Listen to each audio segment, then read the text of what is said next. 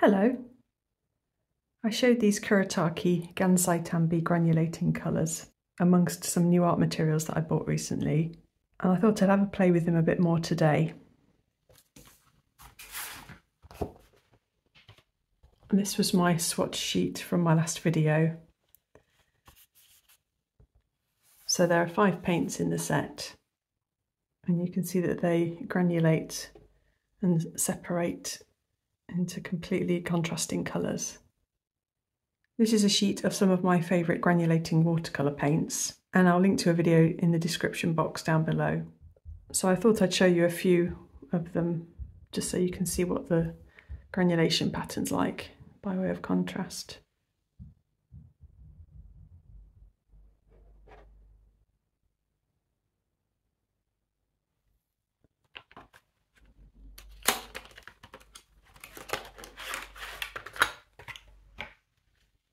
So there are 5 paints in the set, but you're given an extra pan, and as someone pointed out after my last video, and I'd not spotted, it said that the last pan is to be used for dissolving the colours in water. So I'll make sure I give them plenty of water when I paint with them. My first thought when I saw these was of jellyfish. I really enjoy jellyfish, and so I thought I'd try painting some today with these paints.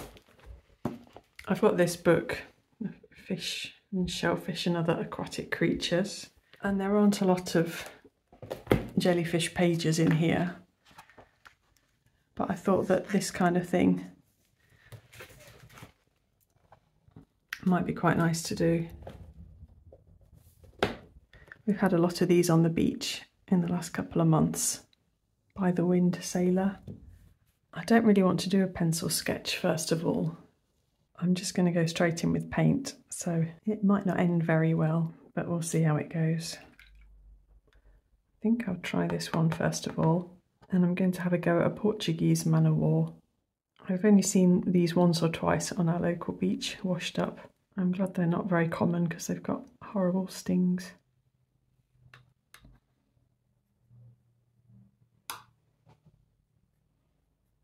I'll have a go at doing what it suggests, and I'll make more of a wash of it first.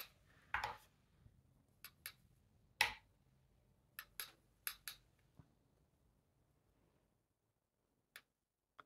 start out light and see where we end up.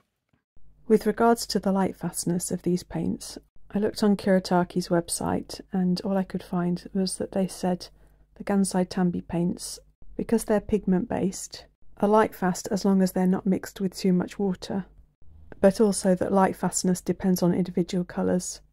Because the colours in this set are traditionally less light fast colours, like the pinks and purples, I don't put much stock by these colours being light fast.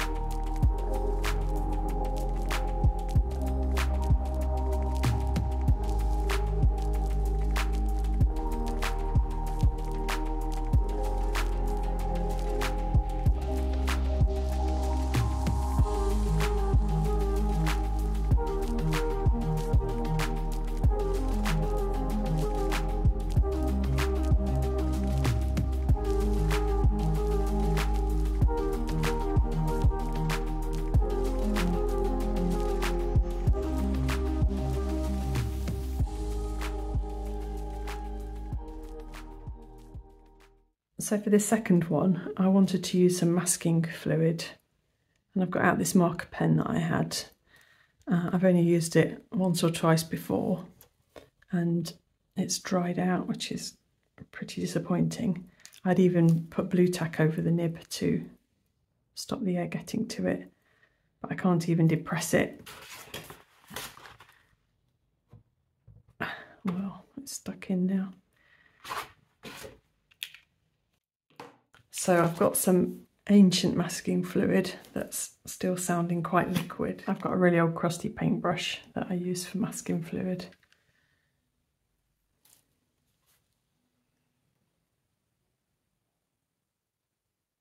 This is Bao Hong cold press watercolour paper. the Academy version. And I haven't used masking fluid on it before. I don't know if it's going to be too rough, but I'll give it a go.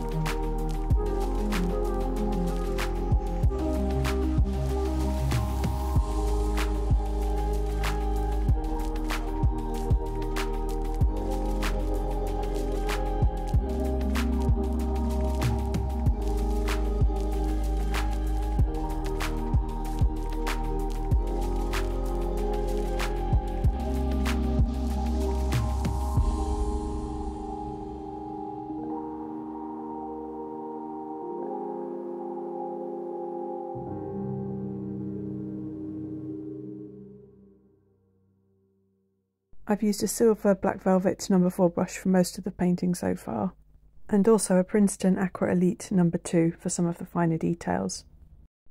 I was finding the paint very nice to work with and that it layered up quite nicely as well. The secondary colour, in this case the pink, seemed to come out the most when I used a lot of water, but I could also achieve lighter and darker shades of the purple by using drier mixers with either a lot of paint or less paint. The paint activated in the pans really easily, and it dispersed in water very freely.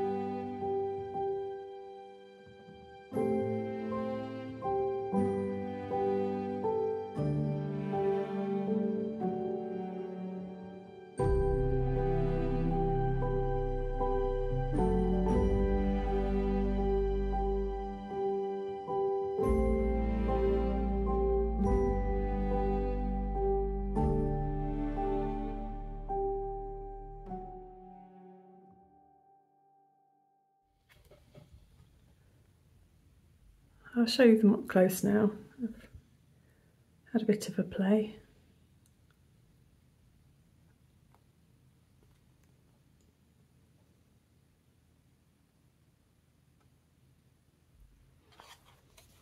So you can get quite different effects from the same paint depending on how thickly you apply it.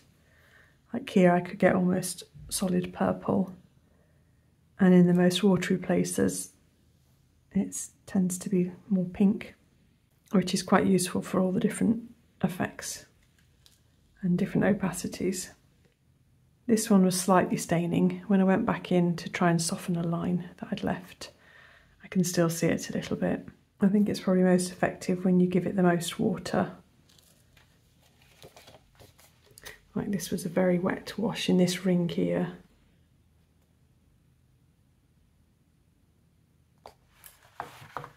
I've just got out some really rough textured paper.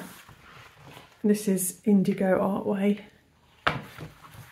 And I just thought I'd have a little play with the other colours, just playing around with washes really.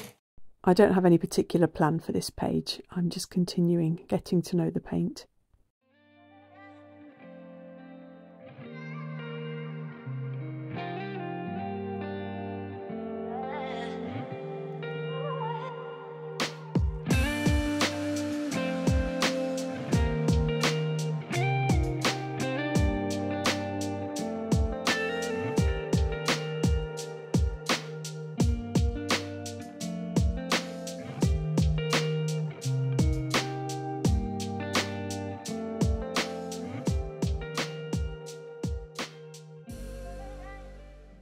So this is what the page looks like now it's dried.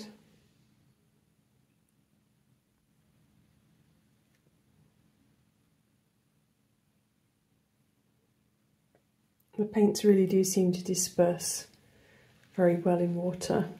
So where I tried to put some very dark areas, they've spread throughout the water quite evenly.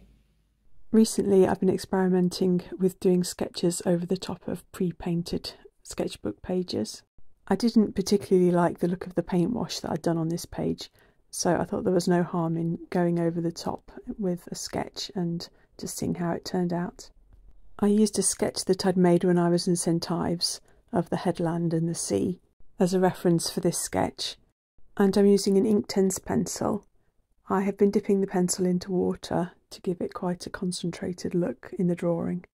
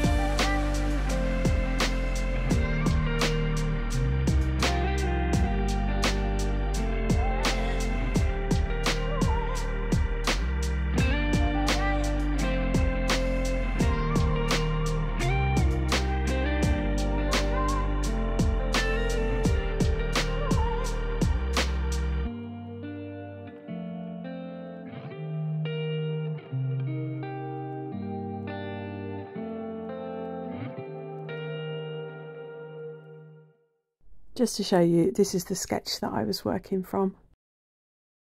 So I don't think it turned out too badly. The two-tone Gansai Tambi granulating paint definitely had some kind of interest to it. I also added a little bit of Holbein soft white pencil for areas that needed to be highlighted a bit more. I hope that's given you a little bit more information then on how the Gansai Tambi granulating paints work. I found the paints perfectly nice to use. They re-wet nicely and I think they're quite interesting and fun to play with.